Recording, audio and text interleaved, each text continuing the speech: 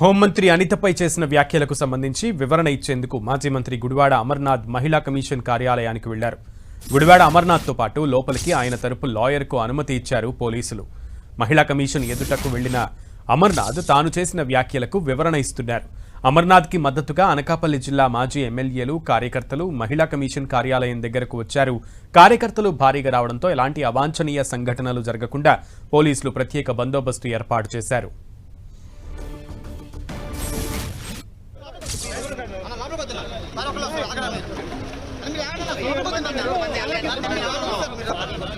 Right, మహిళా commission ముందుకు గుడివాడ అమర్నాథ్ హాజరయ్యారు. ఆయన హోంమంత్రి అనితపై చేసిన వ్యాఖ్యలకు సంబంధించి వివరణ ఇస్తున్నట్లుగా తెలుస్తోంది. అయితే బయట పరిస్థితి, మహిళా కమిషన్ కార్యాలయం బయట ఉన్నటువంటి పరిస్థితికి సంబంధించి అలాగే ఎంతసేపు వివరణ ఇచ్చే అవకాశం ఉందనే డీటెయిల్స్ని మా ప్రతినిధి దుర్గా అందిస్తారు. దుర్గా,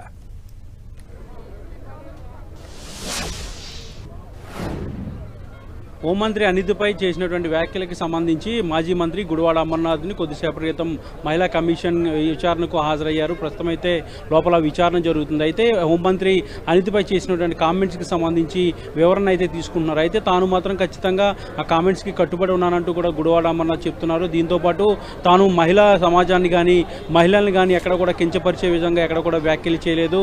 కేవలం ఒక వ్యక్తికి సంబంధించి మాత్రమే, అది కూడా ఆమె గతంలో చేసినటువంటి వ్యాఖ్యల నేపథ్యంలో తాను కామెంట్ చేశానంటూ కూడా వాళ్ళు చెప్తున్నటువంటి ఆ పరిస్థితి కనిపిస్తుంది. ఈ నేపథ్యంలో పెద్ద ఎత్తున విశాఖ అంటే ముఖ్యంగా ఉత్తరాంధ్ర జిల్లాల నుంచి పెద్ద ఎత్తున వైఎస్ఆర్సీపీ నేతలు, పార్టీ కార్యకర్తలంతా కూడా మహిళా కమిషన్ చేరుకున్నారు. గుడివాడ అమర్నాథ్కి మద్దతుగా వీళ్ళంతా కూడా రావడం జరిగింది. అయితే లోపల అయితే మాత్రం విచారణ జరుగుతుంది. ముఖ్యంగా ఆ కామెంట్స్ ఎందుకు చేశారు, ఎవరైనా చేయమని చెప్తే చేశారా, లేదంటే ఎందుకు కామెంట్ చేయాల్సి వచ్చింది, కామెంట్స్ పట్ల ఏమైనా విచారిస్తున్నారా ఏంటి అనే అంశానికి సంబంధించి పూర్తి స్థాయిలో విచారణ అయితే చేపట్టబడుతున్నారు. కొద్దిసేపటి క్రితమే విచారణ అనేది పూర్తయింది. విచారణ పూర్తయిన తర్వాత కొద్దిసేపటి క్రితమే గుడివాడ అమర్నాథ్ బయటికి కూడా రావడం జరిగింది. విచారణకు సంబంధించి దాదాపు గంట పాటు మా గుడివాడ అమర్నాథ్ని మహిళా కమిషన్ విచారించింది. అయితే ఈ కేసుకి సంబంధించి అంటే సుమోటాగా మహిళా కమిషన్ స్వీకరించినటువంటి నేపథ్యంలో ఈ కేసుకు సంబంధించి ఏం చెప్తారనే దానికి సంబంధించి మనకి చూస్తున్నాం. ప్రస్తుతం అయితే మనం విజువల్స్లో కూడా చూడొచ్చు. విచారణ పూర్తయిన తర్వాత బయటకు వస్తున్నటువంటి పరిస్థితి. అయితే గుడివాడ అమర్నాథ్తో పాటు లాయర్కి కూడా అనుమతి ఇచ్చారు కాబట్టి ఈ కేసుకి సంబంధించి వివరాలన్నీ కూడా మహిళా కమిషన్ తీసుకున్నట్టుగా తెలుస్తుంది.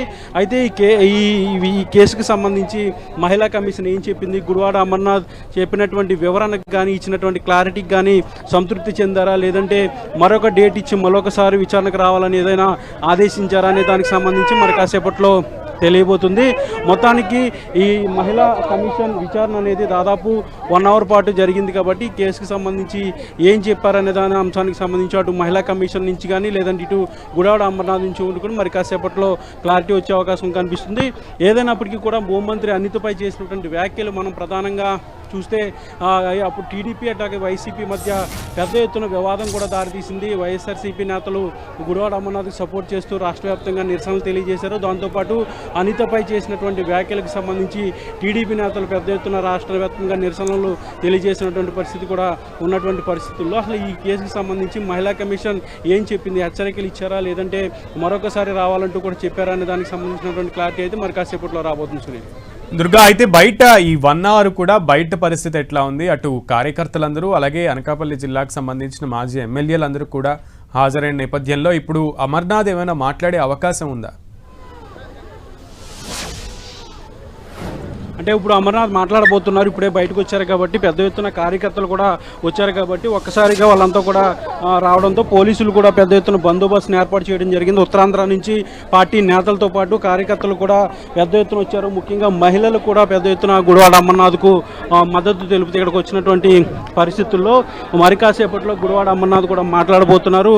ఆయన ఏం చెప్తారు అనే అంశానికి సంబంధించి ప్రధానంగా ఈ విచారణకు సంబంధించి మహిళా కమిషన్ సంతృప్తి తెలియజేశారా, లేదంటే మరొకసారి ఏమన్నా రమ్మన్నారా అనే దానికి సంబంధించినటువంటి క్లారిటీ కూడా మరి కాసేపట్లో రాబోతుంది. అయితే విచారణ కూడా పూర్తయింది కాబట్టి ఆయన ఇప్పుడు వస్తున్నారు. వచ్చిన తర్వాత మీడియాతో కూడా మాట్లాడిన తర్వాత మరింత క్లారిటీ అయితే వచ్చే అవకాశం అయితే కనిపిస్తుంది. ప్రస్తుతం అయితే చూస్తాము ఇక్కడ వైఎస్ఆర్సీపీ కార్యకర్తలు పెద్ద ఎత్తున చేరుకున్నారు. ముఖ్యంగా మహిళలు కూడా వచ్చారు కాబట్టి వాళ్ళందరినీ కూడా కంట్రోల్ చేసే పనిలో అయితే పోలీసులు మనకి ఇక్కడ కనిపిస్తున్నారు. విచారణ కూడా పూర్తయింది. దాదాపు 1 అవర్ పాటు ఈ విచారణ అనేది జరిగింది. అసలు వ్యాఖ్యలు ఎందుకు చేశారు, ఏ విధమైనటువంటి పరిస్థితుల్లో వ్యాఖ్యలు చేయాల్సి వచ్చింది, వ్యాఖ్యలకు సంబంధించి సమాధానాలు ఏంటి అంటూ కూడా చెప్పడం జరిగింది. దీంతో పాటు వీడియోస్ కూడా మహిళా కమిషన్ చూపించి ఈ వ్యాఖ్యలు ఏ సందర్భంలో చేశారు, ఎందుకు చేశారంటూ కూడా వివరాలన్నీ కూడా తెలుసుకున్నట్టుగా మనకి తెలుస్తుంది. మొత్తం వ్యవహారానికి సంబంధించి మరి కాసేపట్లోనే గుడివాడ అమర్నాథ్ కూడా మాట్లాడబోతున్నారు. కాబట్టి మహిళా కమిషన్లో ఎంక్వైరీలో ఏం జరిగింది, ఎలాంటి ప్రశ్నలు తన ముందుంచారు, ఏ విధమైనటువంటి ఆధారాలు ముందుంచారు అనే దానికి సంబంధించి ప్రధానంగా అయితే మొత్తం డీటెయిల్స్ అన్ని కూడా చెప్పబోతున్నారు. కాబట్టి ఈ మొత్తం వ్యవహారానికి సంబంధించి అమర్నాథ్ ఏం చెప్తారనేది కూడా మరి కాసేపట్లో తెలియబోతుంది. ఇక్కడ ఒక ఉద్రిక్త వాతావరణం కూడా కనిపిస్తుంది. ఎందుకంటే పెద్ద ఎత్తున కార్యకర్తలు వచ్చారు.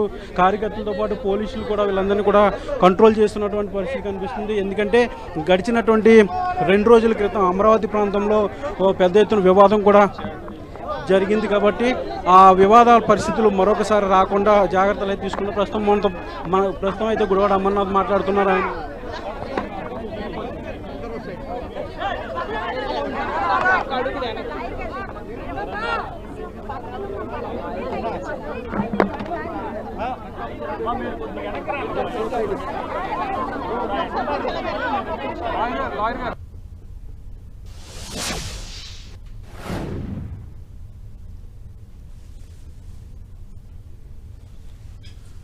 దాదాపు గంట పాటు మహిళా కమిషన్ కార్యాలయంలో వివరణ ఇచ్చినటువంటి గుడివాడ అమర్నాథ్ మాజీ మంత్రి ఇప్పుడు మీడియా ముందుకు వచ్చారు. ఆ వివరణ ఇచ్చారా, ఆయన చేసినటువంటి వ్యాఖ్యలకు సంబంధించి ఆయన ఎటువంటి వివరణ ఇచ్చారు, అండ్ మహిళా కమిషన్ ఎటువంటి ప్రశ్నలు అడిగిందనే విషయాలన్నింటినీ కూడా ఆయన కాసేపట్లో మీడియా ముఖంగా అందరికీ తెలియజేసే పరిస్థితి అయితే కనబడుతోంది.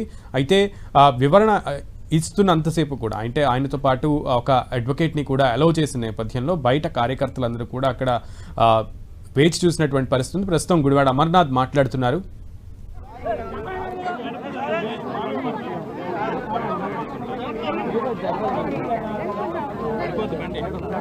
అందరికీ నమస్కారం.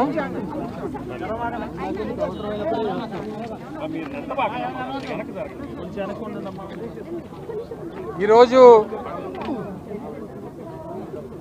మహిళా కమిషన్ ఇచ్చినటువంటి నోటీస్ మేరకు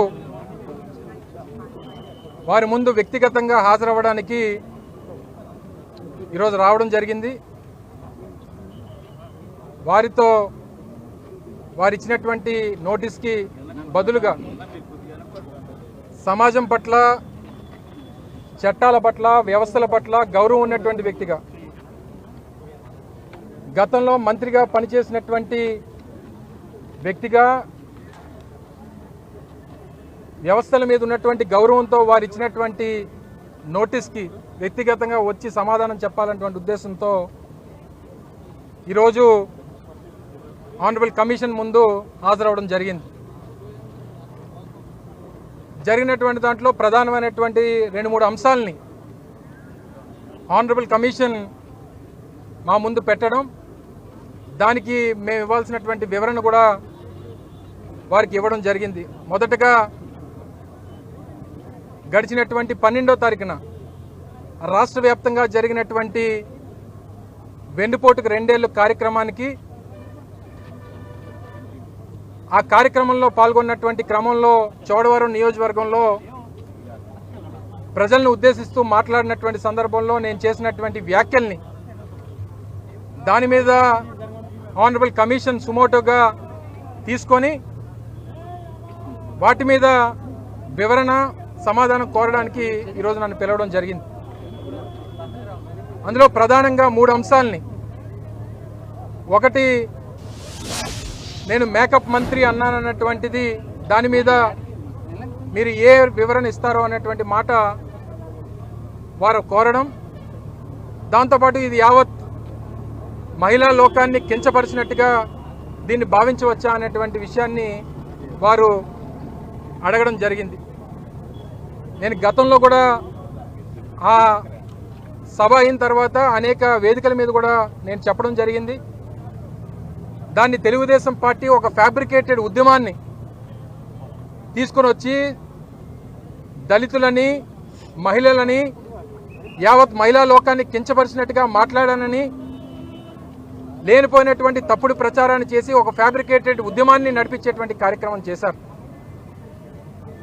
సో వారికి నేను ఇచ్చినటువంటి సమాధానం, నేను చేసినటువంటి వ్యాఖ్య ఒక పొలిటికల్ సెటైర్ మాత్రమే.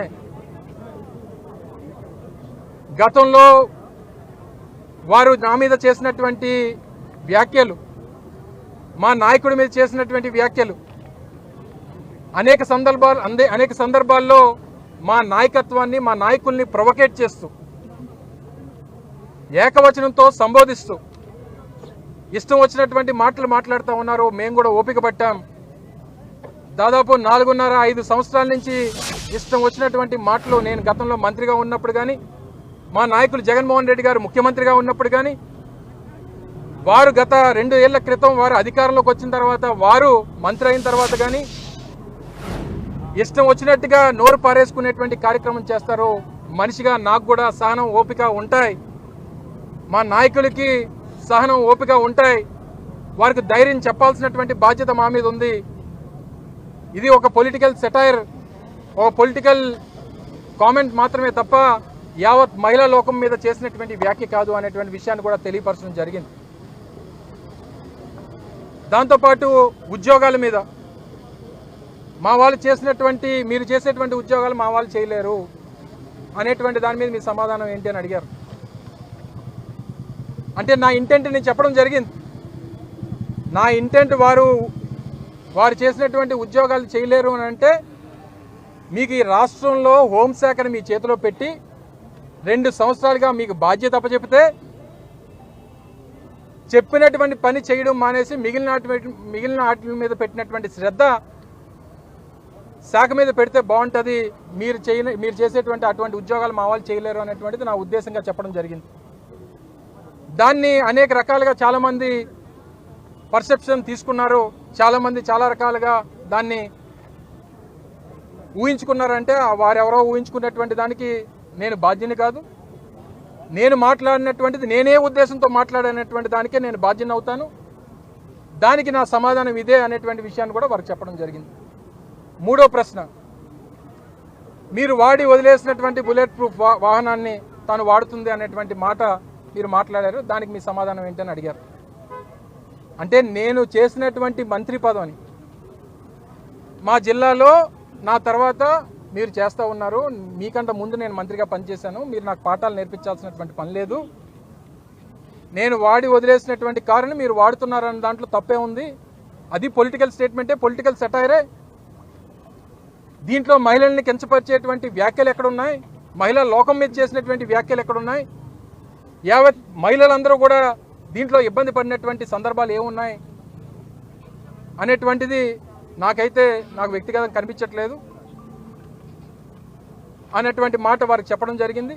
వారు దీని మీద మీరు చేసినటువంటి వ్యాఖ్యల మీద మీకు ఏదైనా ఇతర వివరణ కానీ, లేదా మీకు ఏదైనా తప్పు అనిపించినటువంటి సందర్భాలు కానీ ఏదన్నా మీరు వ్యక్తపరుస్తున్నారా అని అంటే, నేను ఏమీ వ్యక్తపరచలేదు. నేను మాట్లాడినటువంటి మాటలకు కట్టుబడి ఉన్నా. నేను తప్పు మాట్లాడలేదు. నేను వెనక్కి తీసుకోవాల్సినటువంటి అవసరం లేదు. మీరు ఎవరెవరో తెలుగుదేశం పార్టీకి సంబంధించినటువంటి, ఇది వారితో చెప్పినటువంటి మాట కాదు, మీకు చెప్తా ఉన్నా, తెలుగుదేశం పార్టీయో కూటమి పార్టీకి సంబంధించినటువంటి నాయకులు వారు ఊహించుకున్నటువంటి వాటన్నిటికీ నేను సమాధానం చెప్పాల్సినటువంటి పని లేదు. నేను మాట్లాడినటువంటి మాటలకు మాత్రమే నేను సమాధానం చెప్తా. నేను ఏ ఉద్దేశంతో మాట్లాడే